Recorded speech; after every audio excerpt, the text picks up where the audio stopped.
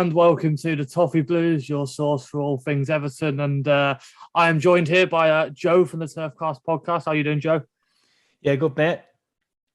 Nice one. And we're here to talk about Dwight McNeil, of course, who it's been announced earlier this afternoon has completed his transfer to Everton. So it's been announced by both clubs. So coming from the point of view of a Burnley fan, what are your thoughts on this deal?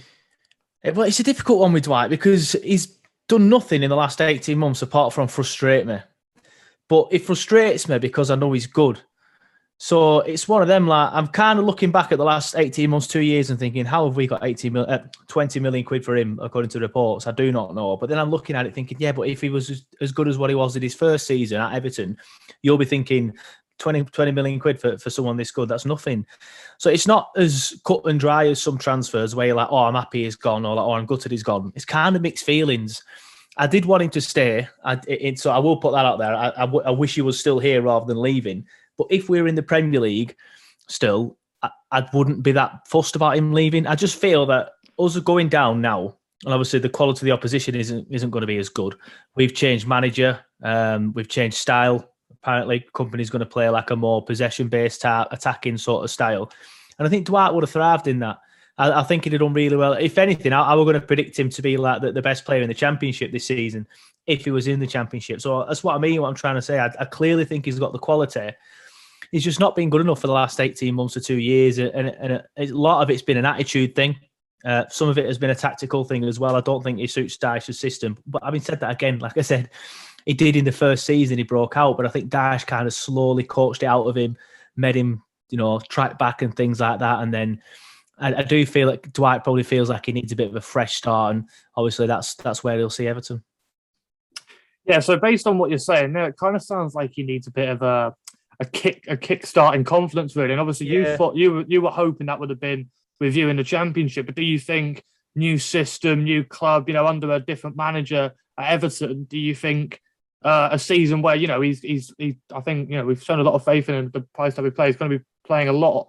Do you think this can be the kickstart he needs? Maybe potentially, but at the same time, if you're as poor as you were last season, I think he'll struggle in that sort of atmosphere. I know in the end you rallied, and I think that's part of the reason why he stayed up, and the atmosphere was good as super sensational towards the end of the season. But obviously some clips went viral about the fans going mental at, I think it was at the Brentford. And he won't react well to things like that. If the pressure is on him, he won't react well to it. So you're going to have to hope that you are having a good season next season. But I do agree with that. I do feel, like I said, he needs a bit of a fresh start. This could kick him up the arse a little bit and could kickstart his career. He's got potential to play for England. You know what I mean? He's good enough to at least be in the conversation. I remember having a debate with a few work colleagues about 3.5 seasons ago when he first burst onto the scene, saying he will play for England. Obviously, that hasn't materialised yet because he's just regressed. He hasn't got any better. But with the right coaching, he could do. I'm just not sure if he's good enough. I'm not sure what the plan is for him at Everton. If it's the plan that he's going to replace Richarlison, you're not going to get anywhere near as much quality out of Dwight as what you got out of Richarlison. But I don't know your system, what your planned system is next season. Number 10 role might work for him. Wing backs might work for him, but then again, they'll have a defensive responsibility with wing backs, and that's where we struggled. But I wouldn't be too surprised to see it kickstart his career, to give him a bit of a lift. He definitely needs a lift. Like I said, I feel like the Championship could have been that lift.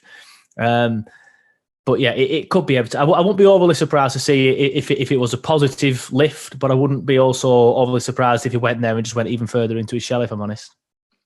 Yeah, it's interesting you mentioned about Dyche kind of coaching it out of him, like getting him to be a bit more disciplined, fitting into that kind of Burnley system almost.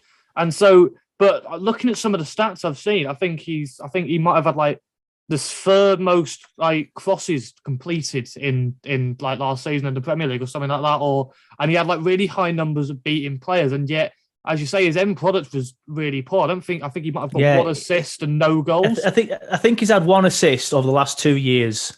One assist last year and one goal and a couple assists the year before. It's not been great. His end product isn't great. It puts a lot of crosses in, but a lot of them won't meet the man, or they'll just be a little bit too high or something like that. So he's good at beating a man. He's good at running with the ball at his feet. That's what we relied on him for so much before Cornet came in.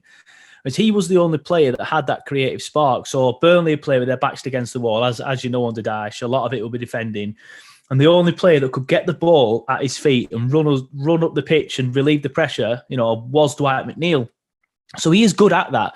Just if you stick him one-on-one with the goalkeeper, he's going to miss it. If you stick him on the wing and he's putting crosses in all day long, I think he's got 16 assists in his career, which for someone who's been playing 3.5-4 years, I don't know, it's probably about average. I don't think it's I haven't seen any other numbers, to be honest, but 16 doesn't sound horrendous, but it doesn't sound great either. But a lot of them are from corners or set pieces. His actual physical open play end products, open play isn't great. But again, like I said, in a different system, that could change if he plays higher up. It could have been because he was pretty tired after putting a cross in after running 60 yards, from defending. So again, I will be interested to see him play in a different system. And like I said, I was hoping that had been in Vincent Kompany's system this season, but I do think a different system will suit him. Yeah, I think if you ask me to guess, I reckon he'd be in a more advanced role for us, either on the left or the right. I've seen a lot of our fans saying he'd be playing on the right, and from what I gather, I don't think he's done that much of Burnley, cutting in on his left. He did. He played on both. Like sometimes we would have him switching, whether it be him and Goodmanson a few seasons ago, or him and Aaron Lennon, or even him and Corney or whatever last season. He'd play on both, and then they'd switch during the first half and during the second half. When he scored that goal at Goodison, actually, I think he was playing on the right then, because I seem to remember him cutting inside and banging it into the top corner. I think a lot of Everton fans are looking at that goal and going, "Oh, I remember him. He scored that worldie against us." But that's literally the only time he's obviously done that. So don't expect that every week. But yeah, he has played on both, and I think sometimes that can hinder. I don't know which is best for him. I couldn't sit here and say he's better on the left or he's better on the right. But I do think sometimes that can hurt your end product if you're having to cut in, because he's very one-footed.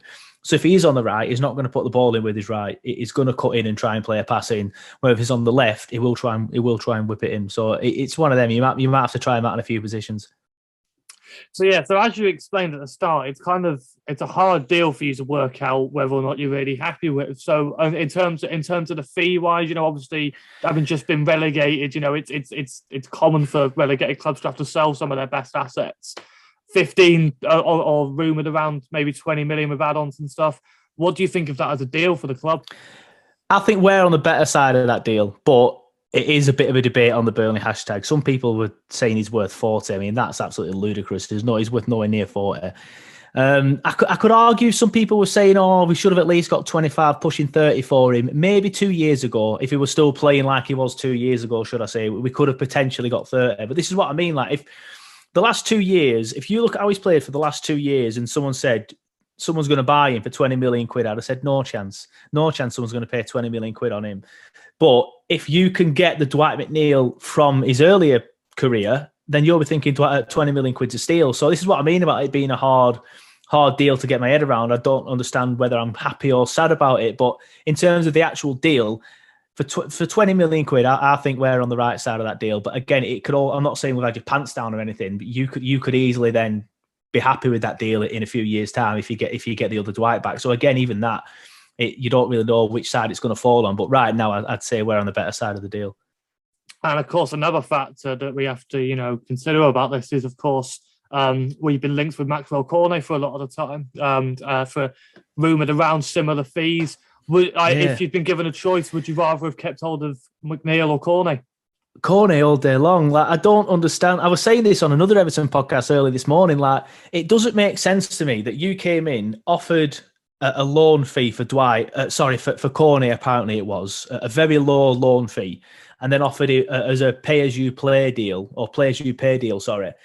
And then you've come in and said, well, that's not working. Tell you what, we'll go and get Dwight McNeil instead and just offer 20 million quid. Obviously, it's going to be in installments. I know it is, but I don't understand why you've looked at Cornet, looked at Cornet and gone, we won't spend that money on him, but we'll spend it on Dwight. That don't make any sense to me. You should have gone for Cornet. He's the better of the two players.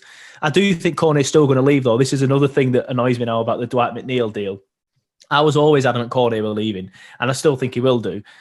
But I was always like, it's okay, we'll have Dwight and he'll do well in the Championship, as frustrating as he has been. But now we've not got Dwight and Cornet's still probably going to leave. But yeah, I think if my advice would have been, if Mashiri or Ken Wright were ever going to ring me, which obviously they wouldn't do, but if my advice would have been get Cornet, not Dwight. Yeah, it definitely seems a hard one to work out. This is typical Everton. Having to have two players on the books, don't want to pay fee for one, and then suddenly just in a matter of a few days we've signed the other for a similar fee. So it's a strange one to work out. So I think you could maybe even give me two answers on this one almost. But like, what do you think is the future going to be like for Dwight McNeil? I guess maybe you have one for your head and one for your heart. Maybe I don't know. It's a hard one to work out as you say. If he has a good season in a good system, he can kick on, potentially get an England cap. Like I said, he does have the quality there.